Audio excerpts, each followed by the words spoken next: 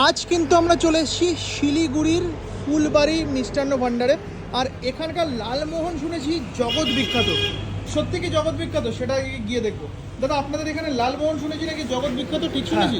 একদম ঠিক শুনেছি। আচ্ছা, আর এই দোকানটা 70 বছরের পুরনো একটা দোকান। হ্যাঁ ঠিক। আর আমি কিন্তু আসতে পেরেছি এই ভাইয়ের জন্য। ভাই কিন্তু আমাকে পুরো জলপাইগুড়ি শহর ঘুরিয়ে দেখাচ্ছে, শিলিগুড়ি শহর পুরো ঘুরিয়ে দেখাচ্ছে। আচ্ছা একটু দেখে নেবো লালমোহনটা কি জিনিস, ফার্স্ট একটু দেখান। দেখুন কড়াই কড়াই ভর্তি কিন্তু রয়েছে লালমোহন। এই হলো আমাদের ফেমাস আচ্ছা। পান্তুয়া, যেটাকে আমরা বলি লালমোহন। আচ্ছা, ফেমাস লালমোহন, এটার দাম কি রয়েছে? ওটা 15 টাকা।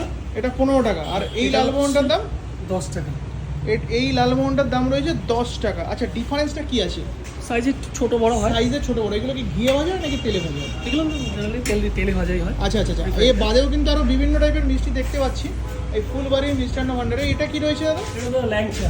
ল্যাংচা রয়েছে। হ্যাঁ। আচ্ছা আচ্ছা আচ্ছা। এগুলো পিস কি রয়েছে? এগুলো পিস রয়েছে 15 টাকা পিস। 15 টাকা